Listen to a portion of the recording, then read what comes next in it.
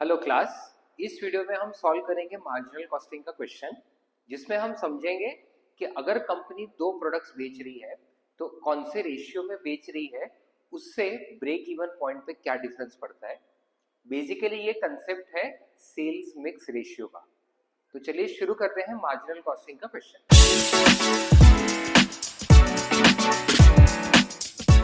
Question पढ़ते हैं। A company sells two products J and K in the sales mix ratio of 4:3। मतलब अगर 7 units total sale हो रहे हैं तो उसमें से 4 यूनिट्स जो है वो प्रोडक्ट जे के होते हैं और 3 यूनिट्स जो है वो प्रोडक्ट के होते हैं। कंट्रीब्यूशन पर यूनिट जे के लिए दिया है 40 रुपीज, के लिए 20 रुपीज एंड फिक्स कॉस्ट हमारा है 6,16,000। Calculate break even point. तो सबसे पहले हम लोग एक बंडल लेंगे 7 यूनिट्स का, जिसमें सेल्स मिक्स के हिसाब से 4 यूनिट्स है जे के, 3 यूनिट्स है के। Then contribution per unit 40 and 20 rupees बोला है। So total contribution 4 units into 40 rupees each 160 का contribution, 3 units into 20 rupees each 60 rupees का कंट्रीब्यूशन।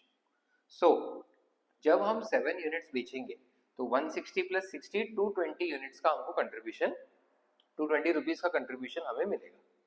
अब फिक्स कॉस्ट, ना फिक्स कॉस्ट टोटल दिया हुआ है 6,16,000। ये फिक्स कॉस्ट को हम इसी रेशियो में डिवाइड करेंगे। अकॉर्डिंगली 6,16,000 डिवाइडेड बाय 220 इंटू 160, ये हो जाएगा 4,48,000 एंड इंटू 60 हो जाएगा 1,68,000। तो टोटल जो फिक्स कॉस्ट है उसमें से 4,48,000 का फिक्स कॉस्ट बेयर करना है प्रोडक्ट जे को और 168 का फिक्स कॉस्ट बेयर करना है प्रोडक्ट के को। इतना फिक्स कॉस्ट बेयर करने के लिए number of units to break even, per unit हमें 40 रुपीज का कंट्रीब्यूशन मिल रहा है फ्रॉम प्रोडक्ट जे और टोटल हमें 4,48,000 चाहिए इसका फिक्स कॉस्ट पे करने के लिए।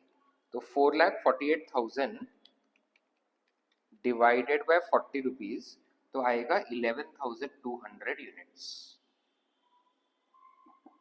वैसे ही प्रोडक्ट के पर यूनिट 20 रुपीज पे करता है कंट्रीब्यूशन एंड हमें टोटल 1,68,000 चाहिए।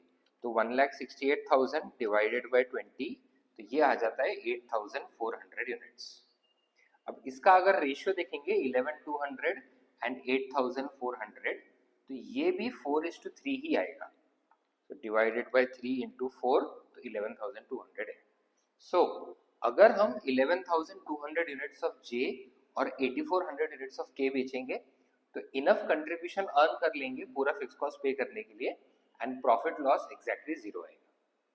सो ये एक क्वेश्चन हमारा कंप्लीट हुआ सेल्स मिक्स रेशियो का, जिसमें हमने देखा कि कंपनी कैसे डिसाइड कर सकती है कि कितने यूनिट्स बेचने चाहिए दो अलग अलग प्रोडक्ट्स के बेस्ड ऑन सेल्स मिक्स कैसा है। अगर सेल्स मिक्स का रेशियो चेंज होता है तो ऑटोमेटिकली जो यूनिट सोल्ड है वो भी चेंज हो जाएंगे। कॉस्टिंग के टॉपिक से रिलेटेड अलग अलग वीडियोस ऐसे ही हम लाते रहेंगे, तो चैनल को फॉलो करें और हर अपडेट के साथ जुड़े रहें। मिलते हैं अगले वीडियो में, तब तक पढ़ते रहें।